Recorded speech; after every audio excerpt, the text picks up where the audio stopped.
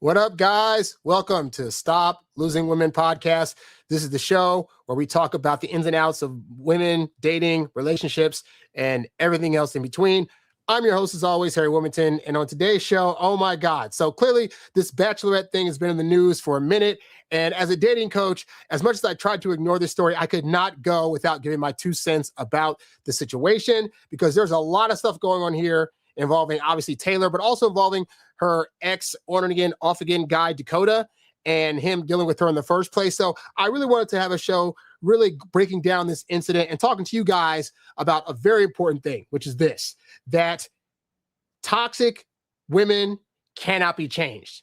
If they're showing signs of toxicity, if they're showing signs of being abusive or any of those kind of things, you thinking you're going to come in and change up how she is, or that maybe you can make her be different, it's usually never going to happen. And so many guys will look at women out there that have red flags and still be like, but I can make that work. And it's always a losing strategy. I'm also interested in like the narrative and the idea that, with her particular story, a lot of people come out and say, after having seen the video, oh my God, well, what if she only threw chairs and stuff because he was doing something to her first? Well, turns out there's a video that talks about what was happening prior to him filming his actions with this woman. But whether or not he filmed it anyway, there's always going to be this idea that if a woman does any kind of abuse towards a man, it must be because there was something he did to deserve that. And I want to say unequivocally, that is more often than not true. Abusers can be abusive without having to have a reason, or because they're narcissistic, or because they're selfish, or because they think they can get away with it. A lot of women will try to test guys because they know that as the stronger sex in society, we're not supposed to be able to hit out back at them. And so they'll test us knowing that they can get away with it, because if we retaliate, all they got to do is turn on the tears, turn on some crying, and next thing you know, oh my God, this guy was really the abusive one, which also happened in this incident. So we're going to go over all that stuff today. And of course, this show is ultimately about you guys. So if you have a question you want me to answer about your dating life, about the topic at hand during the course of the show, then leave it in the comment section. I will be happy to answer it. So we're talking about this chick. And to start off with, I didn't know who this chick was 2 weeks ago. Like, I knew there was the Bachelorette season happening. I stopped watching the Bachelorette like a couple of years ago, so I didn't really keep up with what was going on. I just knew that this lady named Taylor was going to be on the show, and she was famous from something else. That's all I knew, right? And then stuff started breaking. I was like, okay, clearly I need to do my research about this chick. So for those of you that don't know who Taylor Frankie Paul is, this chick was originally on a show called The Secret Lives of Mormon Wives. And the way that she got on that show, or how that show started, was apparently there was a thing called Mom Talk, where women who were Mormon would get on there and talk about, like, what they were really doing in their lives and do these dance trends and stuff like that. And so there was a scandal that broke out because, first of all, this chick, Taylor, was previously married. She has 2 kids by a previous marriage. She was married to this guy. I think his name was Tyler, but I'm not looking again to know what it was. But the point is that they were married, and I guess they had a thing called soft swinging going on, where basically they were like swinger light. So basically, let's say like they're married to each other. They had a rule where like they could go and flirt with other people, and it just couldn't be taken beyond just like being flirtatious and a little touchy and stuff, right? Well, the reason they got divorced is because she broke the rules of what that was supposed to be. She basically was, I guess she must have gone beyond that, where that was fully having intercourse with another person or going beyond what they had considered to be agreeable. And so they got divorced. So I point this out because before Dakota and her even got together, right, she was already showing signs of toxicity. And this story had already broken on TikTok and on the news at large and on The Secret Life of Mormon Wives, where this was going on. So already, before Dakota and them even met, she's already showing signs of toxicity, right? So then they get apparent, Dakota and Taylor. I didn't read into how they met each other, when they met each other. I just know that they met each other and they started dating. I think they were dating for like 4 months or so when the incident at large happened. But his history is that he was formerly an addict. I think he was like a drug and alcohol addict. Don't quote me on that, but definitely for alcohol for sure. And the reason I stress that is because I had to go to the fandom Mormon, fan Mormon page of the Secret Life of Mormon Wives to find this out. Basically, I guess this incident was also caught on the show, but in short, he was a person that was like trying to be sober. Like he had been through the rehab house or whatever. He's not trying to like, do drugs and alcohol anymore. And so per the fandom page, to him, he needed to be around somebody that was going to be supporting him on his sober journey. And so him and Taylor were already having an on and off dynamic in part because of that, because he wanted to be sober and she wanted to go out drinking. And so she knew that he had expressed that he wanted somebody around that was going to be able to be sober. And so I guess in one of her confessionals, she said that same day that they talked about that, she was going to go drinking that night with her friends. Already, we got a woman that is doing what? Is not showing signs of being a supportive partner, and honestly is showing that she's going to be a partner that's going to test the boundaries of what this guy wants. Like, if he says he has a need of some kind, hey, babe, I need you to, if we're going to be together, like, I'm not going to tell you what to do, but it would be helpful for you to be sober, at least around me. And her reaction was, I'm going to go get drunk, and then ask to be around him. So basically what happened that night was he was going to go to, I'll let him explain in the video later on. But basically, he picks her up from someplace and she's drunk and belligerent. She'd gotten drunk with all her friends and she starts going off on him in the car. So at the point that we see the video, they had already been fighting for a significant amount of time. Now, this is where I cut it and say this. A lot of times in these situations, what you'll hear women say is, oh, well, it wasn't just me. There was abuse coming from both sides. Like, I was abusing him, but he was abusing me. One, that's not better. But two, what are we considering abuse here? Like, let's say she hits on him. She swings a hand at him or whatever. Is him now trying to block himself or grabbing her wrist to stop her now considered abuse? As far as she's concerned, that could be considered abuse. Oh, he grabbed my arm a little too rough, and so therefore that's now abuse. And so when I hear the thing of we were both equally abusing each other and it's coming from women, that's already a red flag. Because like realistically, most men aren't just coming out of the side out of nowhere and just being like, I'm gonna just smack my chick up. Usually, not all the time, but more often than not, if a guy's having to do any kind of force to a woman, it's usually because she was doing something and he was trying to block it. And at some point, like, I don't think women understand, like, dudes in the wild. If I, as just an understanding guy, walk up to another dude and just decide to start pushing him a little bit, shoving him a little bit, smacking him a little bit, I go in knowing that if I'm going to do that, there's a really good chance I'm going to get hit back. Like, his natural squirrel brain is going to just go to somebody hit me, hit back. To this guy's credit, that did not happen. He was able to restrain himself, but even still, him having to block himself or do whatever to protect himself could now be seen or called as abuse by the woman in question who's not trying to be judged for what she did early. I digress. So anyway, for those of you that have not seen the video, just a warning in advance, I'm going to show you the video of what happened that night so you can get an idea of what happened after they got out of the car and got home. So to set up the story, he was trying to they go to her house, and at this point, he's trying to leave. He's trying to be like, this is a lot going on. You're drunk. I don't want to deal with it. I'm out of here. He tries to leave, and that's when she starts going off. So let's check out that video. Yeah, look at you. Look. Yeah, look. This is called physical abuse. So you see what he's doing right there? He is trying to push her away. He's trying to say, hey, this isn't cool. You need to back the freak off, right? Yeah.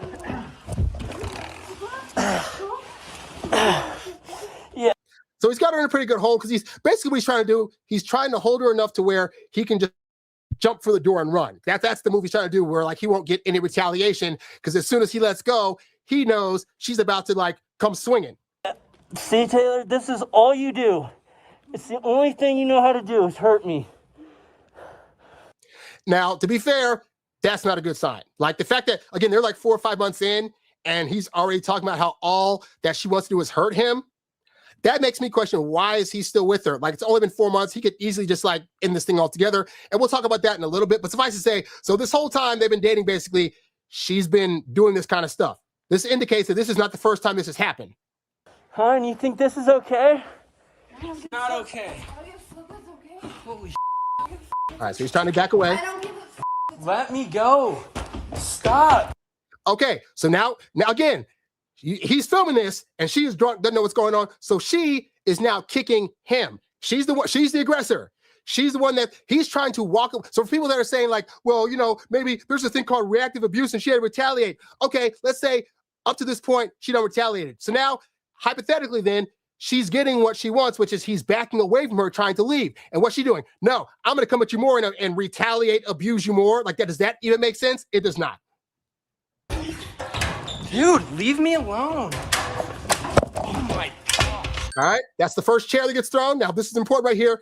Her daughter was in the room. So keep in mind, up to this point, they don't have kids together. So that is her daughter. She has 2 kids by the previous husband. That's her daughter in the room watching her mom go off on this dude that she's dating with a chair. And she's also in the line of, you know, Taylor's just throwing all haphazardly. So the chair could really go anywhere.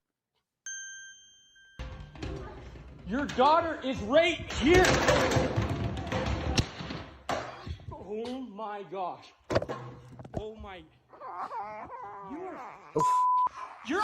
So that crying you're hearing is the daughter. Now, we can't see for sure if she got hit by the chair. What we do know is that she later went to the hospital and had a knot on her head. I imagine those things correlate, but you know, we can't see it on the thing, so I'm not going to say outright that's exactly what happened. I'm just saying you can see what's going on. All right, continue on. No, you. Stop throwing stuff and help your daughter. Help your daughter. Stop screaming at me. Yeah. Okay, so that's obviously, as you can see. So from what you can hear and see, that is not a healthy dynamic. Like obviously in this situation, she's doing the kicks, doing the punches. She threw her phone at him. She threw a chair at him. She's continuing to wail and yell on him, right? And again, we could say, well, he's yelling back, but like she started the yelling train when allegedly she got into the car. So I'm going to let him explain in his own words what exactly was happening, because aside from that footage, we now have the footage from the police body cam of what happened when the police went there to try to curtail this thing, because a neighbor called and heard all this screaming and was like, oh my God, the cops got to be called. Let's get into that. Fair use. So you can still hear the screaming from outside. That's what the neighbors heard.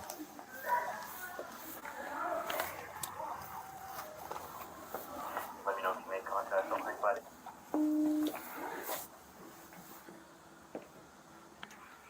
Contact at the front door. Stop! Hey, what's going on? Oh my gosh. Nothing. So I don't think they're aware that maybe the police were outside listening this entire time, but like her opening the door and be like, nothing's going on. Like she must be drunk to the point where she has no comprehension skills, because clearly we see that something is clearly happening. She is hammered. And so is he. I'm sober. But there also How about Taylor. Okay, so this is the thing that happens too. This is the thing that guys need to understand, right? Is that women are going to lie. Like I get it. We think they're these perfect little angels that, you know, we think they're pretty and angelic and attractive. And so therefore they would never lie. And this chick right here, again, he's on a sober journey. They're fighting apart because he didn't like that she was going to go get drunk when he's trying to be sober. So for her to be like, well, he's drunk too. And it's like, that's not what happened at all. Understand, guys, this then correlates to like, let's say later on you're trying to date this person and you ask them about previous things that happened in other relationships or why they're still single. And you're thinking the things they're telling you are going to be the truth. Oh, well, just, you know, he kept fighting with me a lot and I just couldn't be in that toxic environment. And she's going to leave out whole details about how she was toxic, how she brought up certain things, how she was throwing chairs, how she almost abused her child, all this stuff. You're not going to know that, because you're going to get told, you're going to be told the side of her story that's going to make her look the best in light to you. So that way you will believe her and want to date her. And this is why for you guys that just like haphazardly fall in love after 1 or 2 dates, you are not doing enough due diligence to really know what's going on with these women, because they will lie. They will lie about their past, who they hooked up with, what if they had hoe actions or not back in the day. Like they will completely lie about all this stuff if you're not careful. How about we separate Taylor, for now? You need to just calm down. Hey, Still trying to hit him while the cops are there. hey, Taylor, stop. stop. Stop. Just We're not doing this. Okay, but he threw me out in the garage. No, because she is attacking the crap out of You me. threw me in the garage. Stop. So she's saying, again, this is an example of like when people will say like, oh, well, we were both being abusive to each other. So she does an action whereby she's kicking him, throwing chairs, being a danger to her own child. And somehow he's able to get the strength enough to like put her in the garage and ideally just leave her there. And she's going to say, well, he threw me in the garage. And it's like, there were all these other things that she did leading up to that would result in this happening. Stop. Okay. You can just. So I'm going to skip to the part where he starts explaining what exactly is going on because this is long. Oh, right here is important too.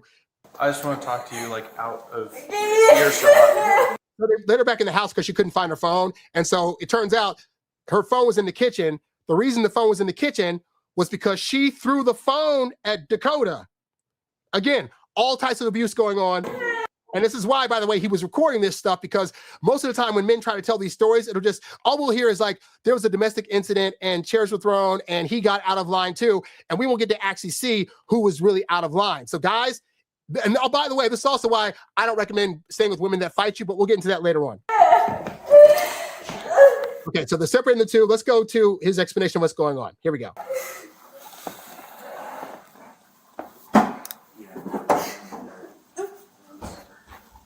Okay, get your crap and go. Let's go. Get the water. Get out. Yeah. She went out for a girls' night. So, did that happen? Yeah, she did. Yes. Okay. And then she said that you came to pick her up from girls' night, and then, but couldn't like really elaborate. So she said you were bitching her out in the car. Yeah. So just elaborate on. So the side of the story she told is, well, he was just bitching me out in the car, and women will tell like police this stuff and give no context because they know that as men, if we hear a woman getting any kind of pushback or seeming harm towards her, we're going to automatically assume A, the man was the aggressor, and B, that he must have had no reason behind doing it other than he just wants to show his power and power over her and be manly and do all this other stuff. And they're going to make themselves look like the victim, right? So her victim story now, that Taylor told to the cops is that he was bitching me out in the car. So what that's going to make the cops think is, so he started a fight in the car, which led to the fight here, and she had to protect herself. Let's hear how the bitching in the car happened in the first place. What Meaning, happened? for this reason right here, she's not doing okay in life. She's struggling right now. She's going through a lot. Alcohol is something that we kind of. So go silent there. It's something that we've like communicated as a couple to like try to stay away from those things, right? And for her health right now, especially due to just she is struggling, adding alcohol to that, just like tonight for a prime example. Like now, to be fair to her, if you know her past, she grew up in the Mormon community. She had a very tumultuous past, and that's something you can read on your own. But suffice to say, so people, when they have a tumultuous past, will try to cover up those things with drugs and alcohol. The problem is this: he was in the same situation. He was also a drug addict and an alcohol addict, and he's gone through a program to get himself sober, and he's trying to stay that way. And he's now with somebody that's not trying to do that. So she's on a different sobering journey, which is she's not on one at all. These two trying to be together, therefore, is not going to work out because she's going to go to alcohol when she's trying to solve her problems, which is going to clearly put her in this state and make her belligerent, and that's not going to be beneficial to the relationship or to the child that she has. I digress. just explodes. Is this all from tonight? Yeah, dude. I mean, bro, I can't even tell you the stuff that just happened. Is any of this property yours? No. Okay. I mean, I think my finger's broken, dude. Like, my I don't know. Is there a bump there?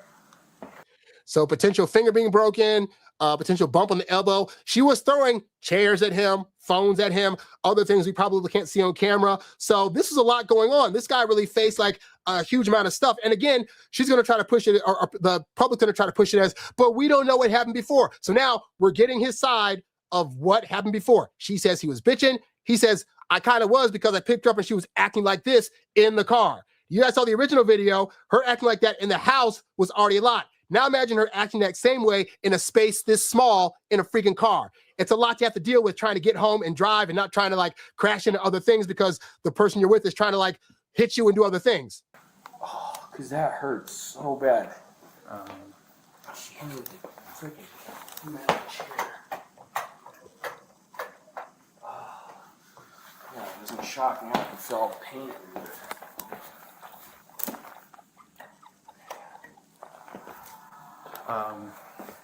But So you don't live here, no. and these kids are hers? Yes. Okay.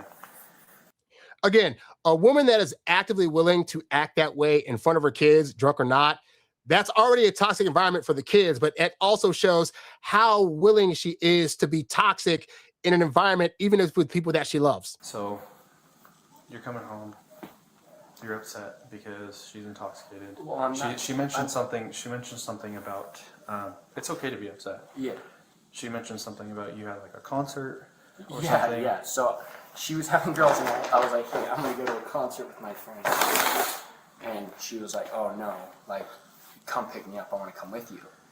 So let's recap this, right? He was going to go to a concert. She had already decided, I'm going to go do a girls' night and get drunk.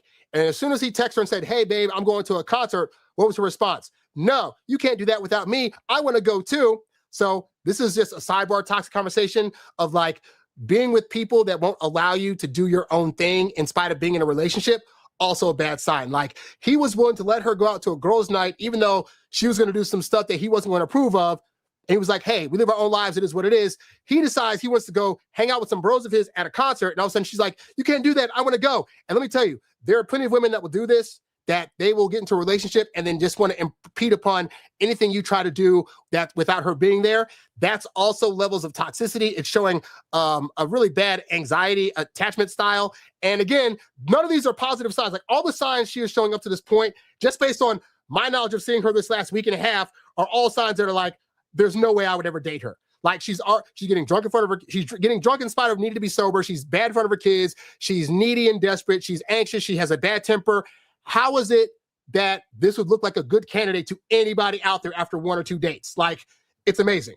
So that's why I went and picked her up, and that was our plan. We were going to come back here because she didn't have her ID on her. She was going to grab her ID here, and then we were going to go to the concert. But once I picked her up, I was like, no. You're in no condition. Yeah, you're no. Like, absolutely not. That was pissing her off. So in other words, she got pissed off because he was trying to set a boundary. Hey, you're drunk and belligerent. I don't want to take you out to a public setting with people that I know when you're like this, so I'm going to take you home. And she couldn't accept the no. Therefore, she went off him. So this is another thing. This is why, guys, you as a guy in the dating world, you have to start saying no to women early on. You have to know how, when it's, and respectfully, but like if a woman says something you disagree with, you can say respectfully, I disagree. Or if she says, hey, I want to do this thing. I want to go like, you know, I'm not a big drinker. So if a girl's like, hey, I want to go do a wine tasting, I'd be like, objectively, I don't want to do that because I'm not a wine drinker. Let's plan something else. Hey, you plan the wine outing with your girlfriends and I'm going to plan something else because I don't do wine like that. And you can do that early on, but when you don't and you become a yes man, women will start thinking they can walk all over you. And then the first time that you try to say no to them at all about something, they're going to get mad. Maybe not as mad as this lady got, but like still the level of no that she's showing and her retaliation to it is very, very toxic. Things she was saying to me was where I was getting more upset. It wasn't necessarily that part. What was like, she saying? Oh, just like awful things to me, you know. I mean, just like as far as like just tearing me down, I guess, you know. Like just saying. Tearing him down. So again, women at large in the public are like, well, we need to know like what happened beforehand. Like maybe he was doing stuff. And all he was doing so far was he heard his girlfriend was drunk. He went to go pick her up. And then he graciously drove her home in spite of being drunk versus just throwing her out of the car when she got belligerent. Like everything this guy did up to this point is like what I would call nice guy stuff. He was nice enough to pick her up. He was nice enough to tolerate her acting like an a-hole in the car. He was nice enough to make sure that she got home safe. And his reward for that was being yelled at, being put down upon, having chairs and things thrown at him. How are we still defending this woman, knowing full well that like everything we're hearing and everything that we were seeing based on this incident indicates that he was doing the best he could to try to be helpful to her. And because she was drunk, she just couldn't deal with it. And then on top of that, then the cops get there and she's trying to lie. Nothing's going on here. Well, he was bitching me out in the car for no reason at all. Terrible. Things about me. So like, you know, that sucked. Like, but I also just went silent for a good 30, 40 minutes too while she was just screaming and crying. And okay, so now, again, for people that are out there saying, what did he do? He decided, you know what? I probably shouldn't engage with this person because the more I talk, the more they're going to yell. So if I just get quiet, maybe eventually she'll calm the heck down. And so he got quiet and she still bitching. yeah, and then like, I mean, it wasn't really anything crazy to be honest with you until we got here. Mm-hmm. Once I pulled in here, trying to think when it started. She started hitting me. Oh, because I tried to leave. I was like, I'm going to leave. By the way, you can hear her yelling in the background at the cops now at this point. So clearly she's still in her belligerent crap outside of this guy, and those cops aren't abusing her, yet she's still yelling. Just wanted to point that out. But anyway, so yeah, so he says, hey, I tried to drop her off and say, you know what, I'm going to leave. I'm going to remove myself from the situation. Maybe you need a night to yourself. You need to calm the heck down. You need to sleep this alcohol off. And that's when she got madder and somehow kept going harder and harder at him. So where are we seeing the part where he was being abusive? Where do we see the part where he was doing anything retaliatory as a result of the way she was treating him? I'm not seeing it. Maybe I'm blind. You can point it out to me in the comments. I'm not seeing it. Oh, no, she came in here first. Yeah, she came in here and threw her phone at me. And I was like, and this was like in front of like 2 of her family members, and she's like screaming. Her 2 kids. He did it. She willingly got violent in front of her 2 kids. Like, You're outside, I'm inside. This is my house. Get out. Taylor, okay. No, Taylor, okay. Hey, Get Taylor, out of my house. Now she's wanting him to leave. All right. So from there on, he goes more and more to that, but you get the idea. So basically, what we have here is a situation where this is 2023, right? Where all this stuff happened. And by the way, there was a court case. She copped to all this. She pled guilty to, I forget which part of it she applied. She said she was guilty for. I think it was the assault part. But the point was she had like 3 or 4 other charges, including child endangerment, that got thrown out because she agreed to this one thing of like being assaulting or whatever. And she had 3 years probation, right?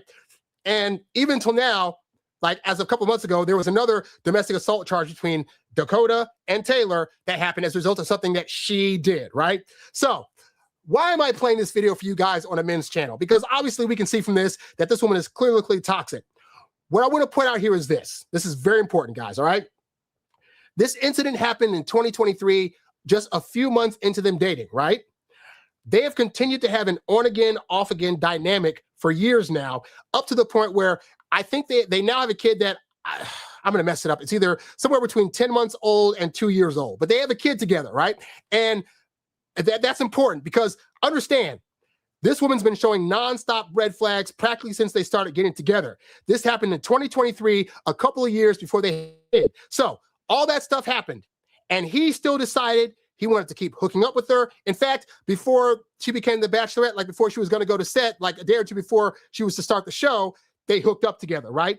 Then he was willing to actually get her pregnant and allow her to have his child in spite of the fact that he was there for an incident where she was throwing chairs in a room where 2 of her already born children existed, right?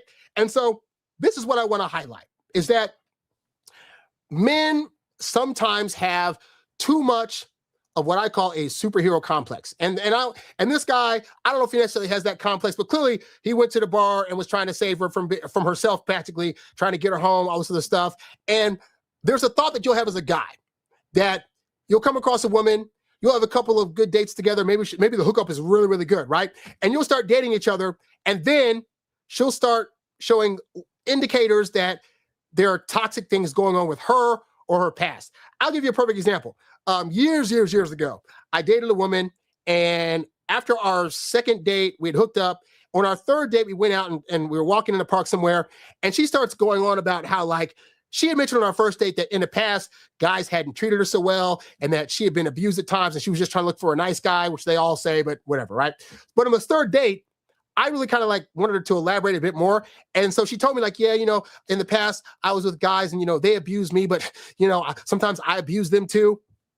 And I caught that and was like, wait a minute.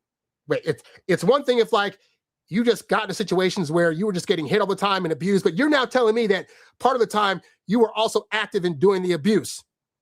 Already a bad sign. And then I started noticing in the course of our texting each other that there would be times where maybe, like, we were texting back and forth and I wanted to, like, get off texting and do something else because I had a life outside of the phone. And so she would text me and it'd be like maybe 5 minutes before I got back to her. And I get back to my phone and she'd be like, hello, are you there? What's going on? Why aren't you answering me?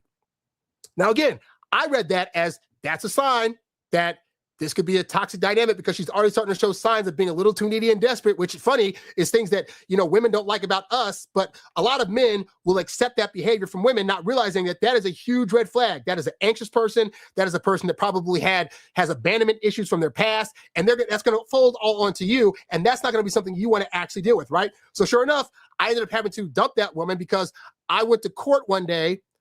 I've told this story on here before, short story long. I lived in a part of town where, let's just say, there were like transvestite hookers outside and there was drugs going on, but the rent was really cheap at the time and it's what I could afford, right? Well, I had a meth head that lived inside of my building that had, when I was gone to work one day, had broken into my apartment, stolen a suitcase of mine that I had used for for a trip I just gone on, and then stole it and took it back to their apartment. We lived in the same apartment complex. So the cops were called, and they found the stuff, and he was tasered and taken into custody. And so I had to go to court to potentially testify against this guy. And I told the girl the night before, hey, I'm going to court tomorrow. You may not hear from me, because in court, they typically don't want your phone on. So I go to court, and we find out we went to the wrong courtroom. So the entire day I'm there, I ended up not testifying. But I was in court from like 9 in the morning to about 12:30 when they let us go for break. At break, I got to go to the lunchroom, at which point I turned my phone on. And all I had was like 20-something messages of, hey, where are you? What are you doing? Why don't you answer my calls? How could you do this to me? Are you cheating with me with somebody else? Please just let me know. And it's like, none of that was going on. But like the fact that she was so obsessive about it, I could tell this is not going to be good. I need to break this off. And so I wrote her back and said, hey, I was in court. I told you I'd be there. This isn't working out. Best of luck to you, right? Now, that was me seeing that off of just a little bit of stuff. Now imagine you date a woman, and after 2 months, you see that every time she gets drunk, she gets belligerent. And then one day you try to go pick her up. She's yelling at you in the car. She's blocking you from being able to see when you're driving, maybe. And then you get home and she's throwing chairs at you. She's throwing phones at you. She already has kids, and she's like putting her kids in harm's way as this is happening. Why would you want to stay with her? And this is the problem I have, where I see a lot of men, they'll see these obvious red flags that a woman is showing or telling them stories about or invoking things from her past that can be problematic long-term. And dudes will still be like, but I can handle that. Those other dudes couldn't handle it, but I can handle it. Or, oh, they believe her sob story about she was abused and she was a victim. And guys think, because again, we very much want to believe women. We want to see that the best in them. And so we'll be like, oh, well, her victim story, I don't see any holes in this story she's telling, therefore it's got to be true. That guy had to have been abusive. Of course, he just randomly walked in the house one day and smacked her and yelled at her. That's what guys typically normally do. And you're not, and then at the point that you see these red flags, at this point, now there's another problem, which is the sunken cost fallacy. Well, I've known her for a long time. I've taken her out. I've hooked up with her. I've spent money on her. She's met some of my family. I've met her kids. And so now it becomes a thing of like, well, I've already put time and energy into this. I don't want to see that investment wasted. So I just got to figure out how I'm going to make this work.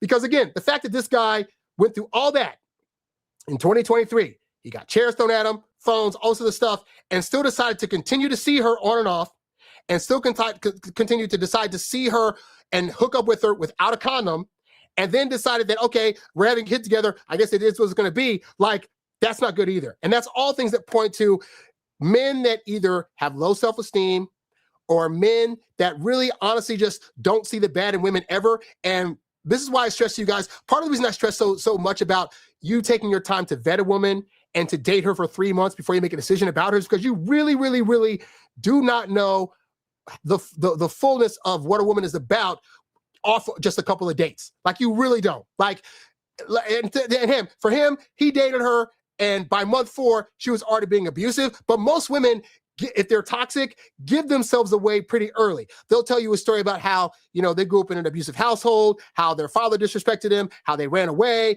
They'll tell you about the adventures they had in college of being a wild child and hooking up with whoever. Like, I've dated girls like this who have told me all this stuff, right? And so you got to understand, like, when women are telling you these things, these aren't just like whimsical little stories. And here's the important thing too, because what they're trying to do is they're trying to tell you the story with the lens of, I used to do these things, but I'm not that way anymore.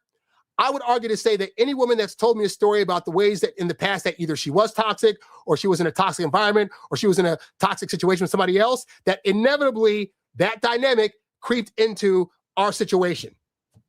And so I say this because This guy was not blind to this. This guy saw what was going on, and for whatever, and to be fair to him, also, he was a former drug and alcohol addict, and a lot of people that are addicts are just looking for acceptance in whatever way they can get it. So, but this isn't just true for drug addicts. This is true for men that have been lonely for a lot of years, men that have only dated a couple of people, but like now they're in their 30s and they've never had a serious relationship. And you're just like, anybody I can latch onto that's going to give me any kind of attention and any kind of hookup, I'll be cool with it, and I'll figure out how to make it work. And then there's also the part where like we feel like failures as men if we can't make it work. Like there's something wrong with us if we can't make this person go from drinking all the time and abusing us to like maybe toning it down and not doing as much, or being able to have that one conversation that's going to make you realize, oh, I should totally respect this guy. Guys, it's never coming. It's never going to come. Women that are toxic women that are trashy women, they don't change their stripes just because your magic dick comes along and you think it's going to be the end all be all to her problems. This woman got divorced because she was toxic. She got divorced because whatever agreement she had with being a soft swinger with her husband, she violated it. Not her husband, she. So she already broke up one marriage with the guy that she had 2 kids with. What makes you think you're going to come along and make her be different? Oh, because she's a few years older, she's going to be more mature? That's not going to happen. I have found, because I'm older now, I'm 44. I knew women in their 20s that had levels of toxicity that are now in their late 30s that are still either as toxic or still making horribly bad decisions. It's not going to change just because she gets older. It's not going to change because you think you're a different person and you can like make her see the error of her ways. Like that's not reality. And so guys got to get away from this fantasy that you coming along is going to change how this person is. As you can see, Taylor in 2026 still is getting new charges against her.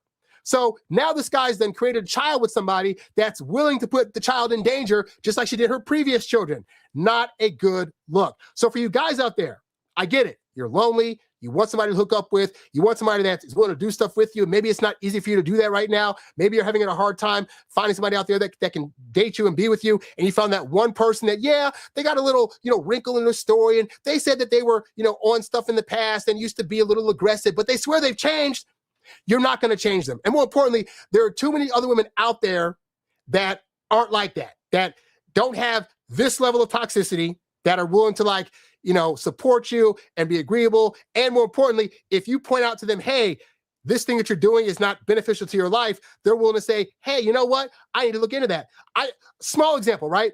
Right now, my wife's at work. She does job and legal stuff, and she enjoys her job enough, but she does find that going to work in the morning, she has to leave here at 7:30, and then she doesn't get back home till 7 at night. So she's the whole time that there's daylight hours, she's at work or having to go to work back and forth. And so I had the conversation look, I live my life, I set my life up to where I can work at home.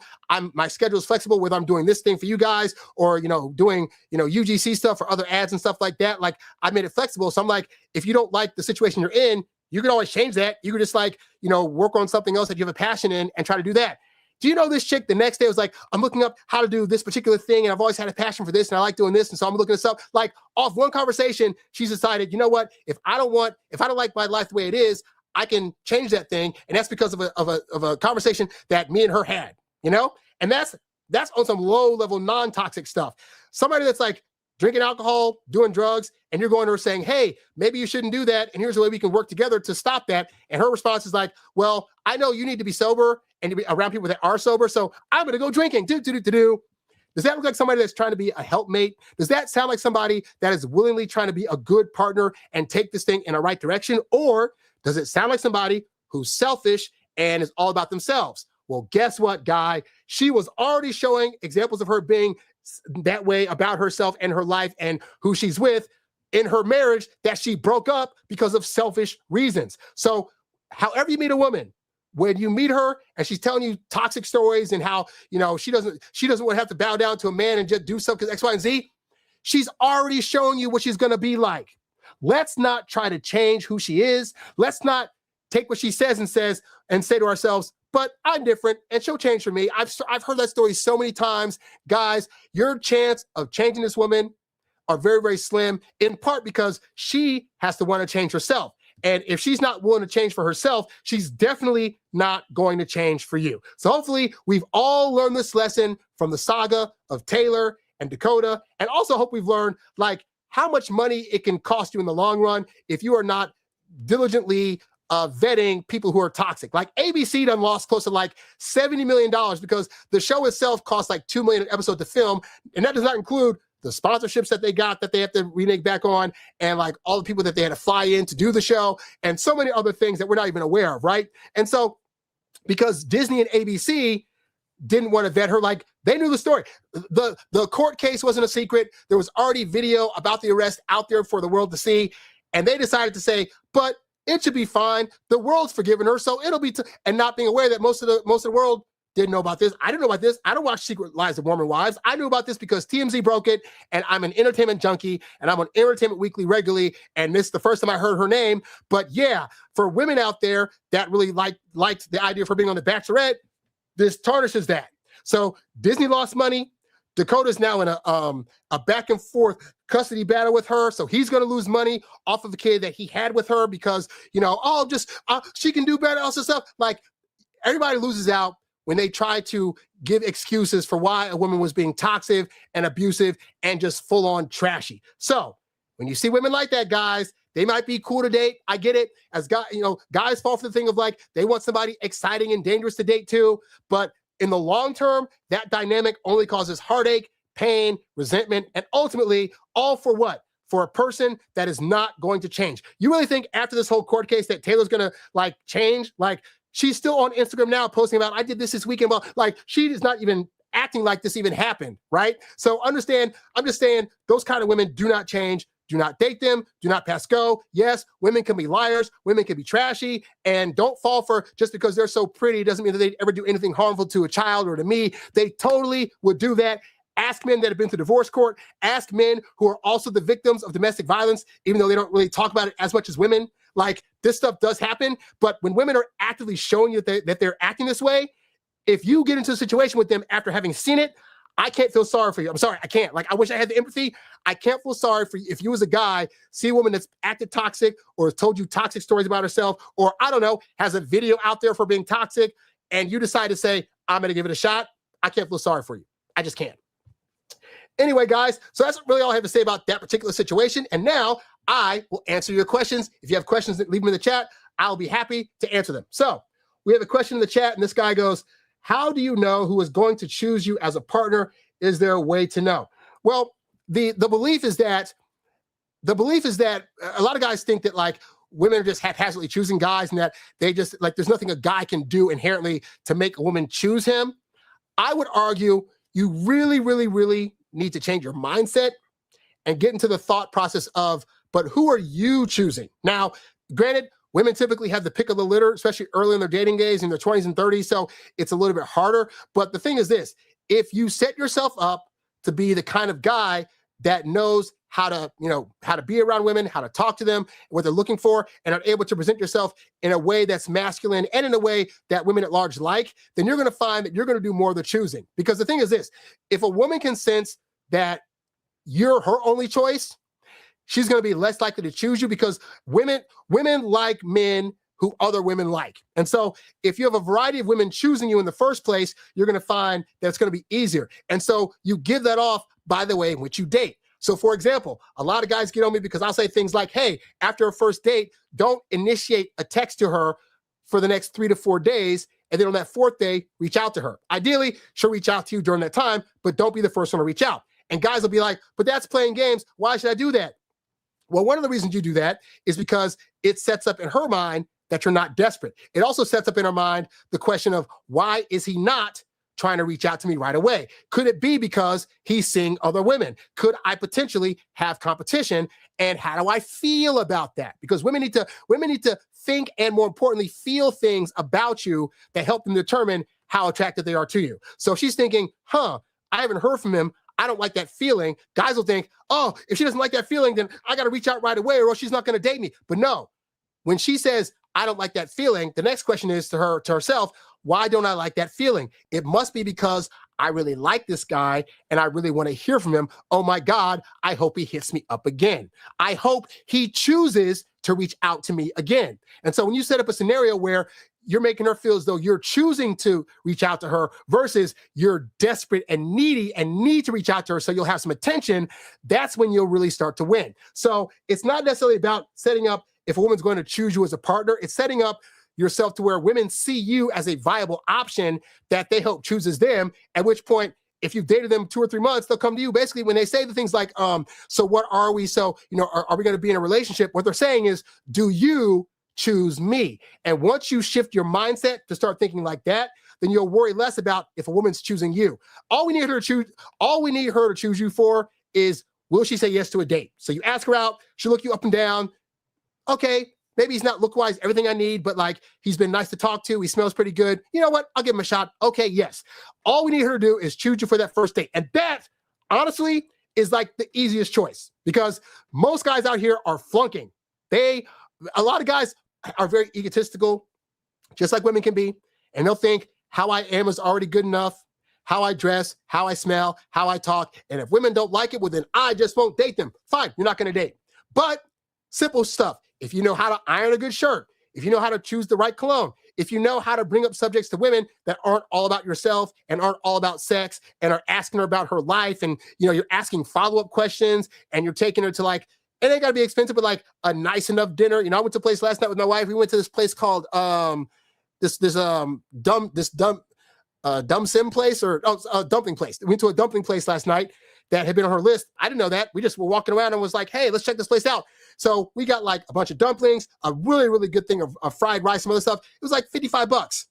And keep in mind, we're married. It's like, for me, that's expensive on the married side of things. But like a first date would have been like $20-$30, maybe get a pizza. But even with that, you can choose a place that has a nice atmosphere, maybe has little shops around it where you can walk around. But the important thing is you just planning the date. You not asking her, hey, so where should we go? So what should we do? All that things I just mentioned will put you eons above the majority of guys out there. And it'll make her think, oh, this guy's sane enough to plan a date. He looks relatively attractive, but he treats me really good. I feel things when I'm around him that I don't feel for other guys.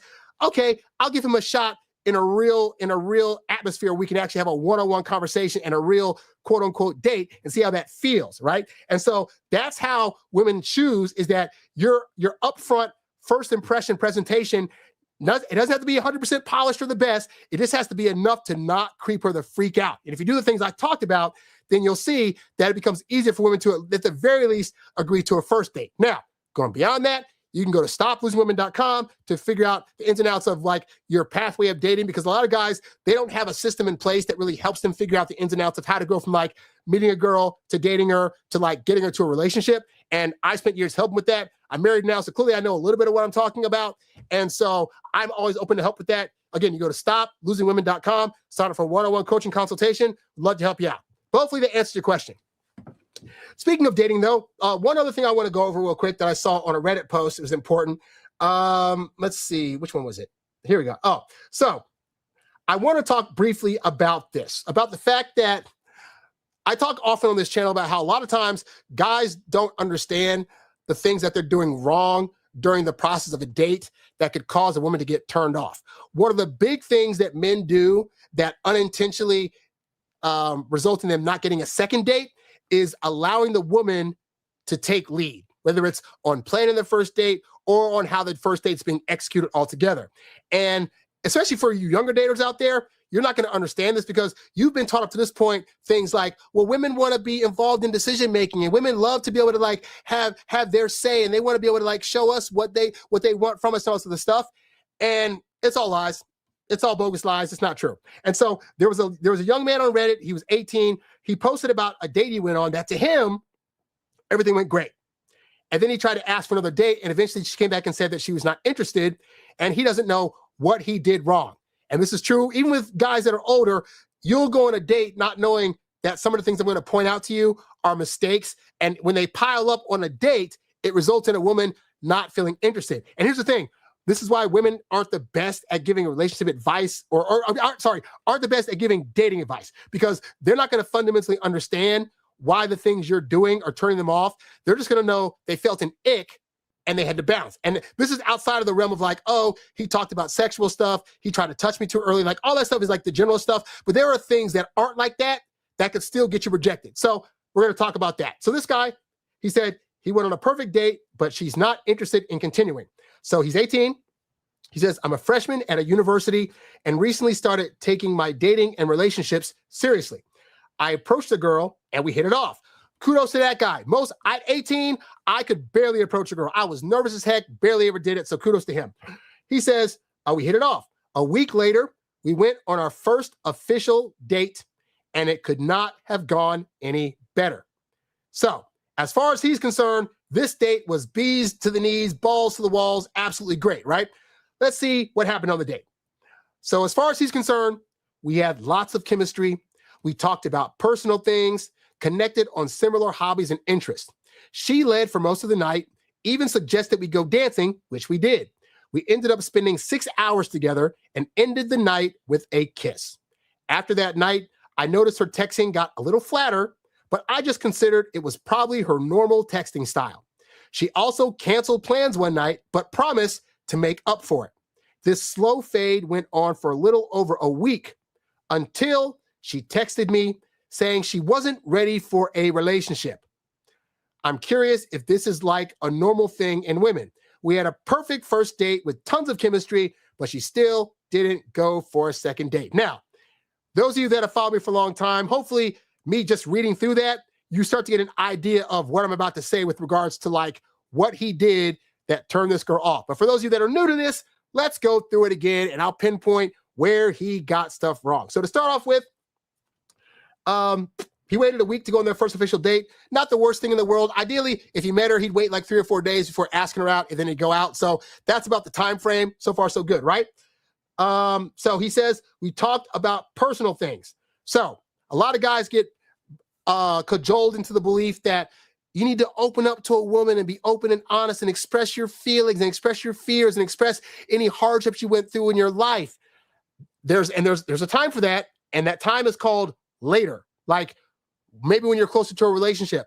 On a first date, a woman is really just trying to have fun, get to know you. She doesn't want to talk about overly heavy subjects that can cause a lot of burdensome feelings and emotions and stuff, right? So we don't know specifically what he talked about, but like, not that you can't talk about certain personal things, but ideally on a first date, most of your conversation is going to be surface level. Maybe you lean a bit into like politics and stuff if you want to go that route. But I always kept it on like the surface side, talking about, what they like, what they're into, funny things that happen to them during the course of this week. Like I would never dive into like intricate, deep stuff. So tell me about your parents' divorce, or tell me about this hard thing you went through as a kid. Like try to keep that talk out of it.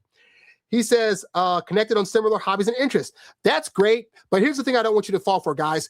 I need you to stop believing that just because you have similar hobbies and interests with a woman, that means you two are meant to be. Like if I like juggling and she likes juggling, who cares? Like we're not going to be walking around on dates juggling most of the time, right? So I need you to take out of your mind, like those are good things to be able to plan as activities to connect on, but connecting specifically on those activities and hobbies, more often than not, it's not a thing for women that's going to make them have a budding interest. Like my aunt and my now deceased uncle were married for like almost 30 or 40 years, and she loved to travel and go on vacations, and he did not. You know what happened? She would want to go on vacation, and he would say, great, I'll pay for it, have a good time. And he would stay the freak home, married 30 to 40 years. So I think like 45 years, actually. So the point is that don't think that your hobbies and interests need to be aligned in order for you to bond with a woman. Or more importantly, don't think that that's what she's looking for as an important factor in whether you two are, whether she feels attraction for you. Anyway, he says she led for most of the night, even suggested going dancing, which we did. This is really the killer of most women's attraction. Because here's the thing, and again, there's another thing that women aren't going to be able to explain to you, but women don't want to feel like the man in the dynamic. So anytime you allow a woman, whether she suggests it or not, when you allow a woman to plan a date and to plan the activities and to lead you guys during the course of either conversations or activities during the date, that is putting her in her masculine energy where she does not want to live. And so subconsciously, she's going to be thinking in part, man, I feel like I'm going to wear the pants. I'm planning the date. I'm planning the conversations. Like, oh my God.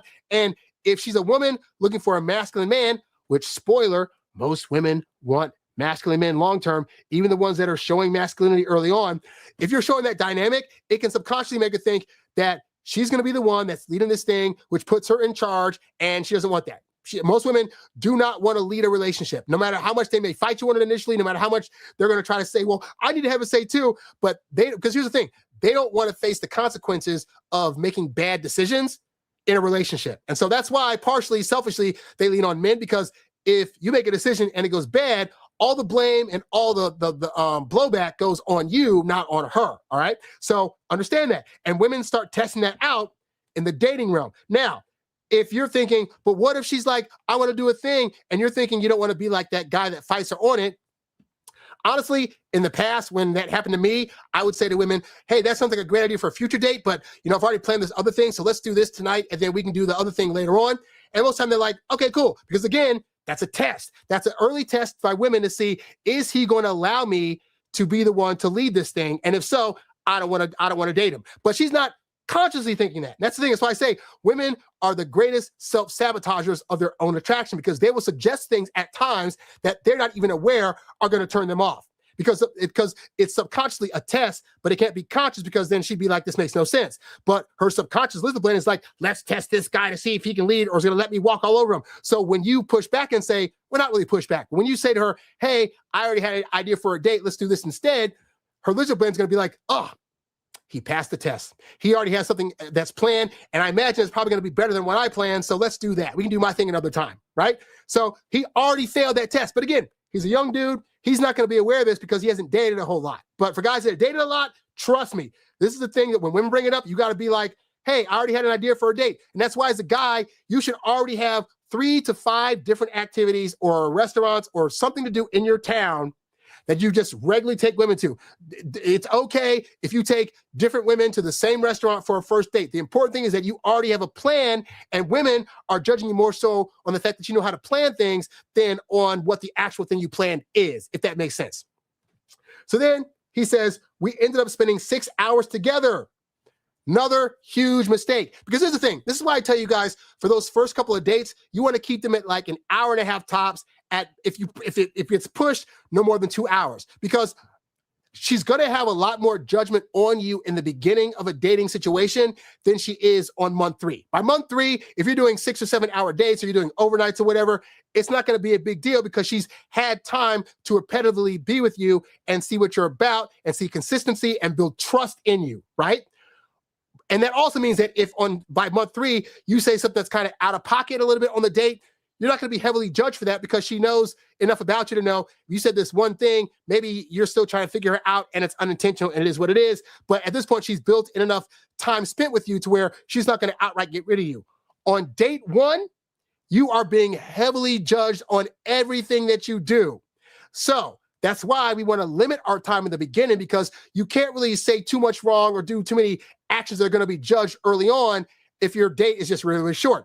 If you end up going 6 hours, at some point, you're going to say something wrong. You're going to do something wrong. You're going to, unintentionally walk by another girl and stare at her boobs for a little bit. You're going to do some kind of action or say some kind of thing that's going to get more heavily judged because it's the first date than if it was date 10, And so within a span of 6 hours, she definitely probably came across some iteration of his personality or something he said that resulted in her being like, that's a little ding. That's a little bit. Man, it's been 6 hours and I've been the one making all the decisions and starting all the conversations and blah, blah, blah, blah. I really feel like I'm more the man in this situation now. Why? Because the date lasted too friggin' long. So we need you guys to start shortening the dates that you're on so you can make the best impression and then get out. All right. You're going to have a better chance of getting a return on investment by way of a second and third date if you keep those first couple of dates short than you are going to have if you are like trying to allow her to expand the date out longer. All right. And then lastly, clearly between dates, he is texting nonstop. So this is why I tell you guys, again, a woman will have you believe if you text her all the time, it's no big deal. She wants a guy that's going to text her. Here's what I've learned about women. I'm going to do a whole show about this at some point. But the short version is this, is that women give decent enough advice on what they want from a relationship, but they don't really know how to give you advice on what's going to attract them to eventually want a relationship. And that's where women falter, which is why they can't help you with the dating side of things, because the things that you're going to need to do in order to attract them oftentimes are going to be a lot different than what they would need to be when you're in a relationship. All right. So these are things that he's not going to be able to see, but it's important to know, again, this is why I stress that you cannot let women lead you early on into what they want to do on a date and how long they want a date to go. You as a guy just have to know that you got to take the reins of this thing to make sure that her interest is not going to be lost. Now, if you need more help on this kind of stuff, you can go to stoplosingwomen.com and book a session. I would be happy to talk about this stuff with you on a real personal level so you can figure out the ins and outs of what you're feeling and how you feel when you're trying to do certain dating things and why you aren't able to get the results that you want. Because this is what I do. I help guys out to figure out their dating lives so that way they can get better results and eventually get into relationships. And that's what I want for you, you know? But anyway, guys, that's pretty much all I have for today's episode. So thank you for sticking with me this long. Thank you for watching. If you guys have other questions you want me to answer on one of these shows, you can leave it in the chat. I do this show on a daily basis now on Tuesdays, Wednesdays, and Thursdays, either at 11 or 12 o'clock. If you join my email list, I will email you the times when this is going to be starting. But yeah, thank you guys so much for watching. I'm Harry Wilmington, and I will catch you guys on the next video. Be sure to like this one, subscribe to the channel, and I'll catch you later. Peace.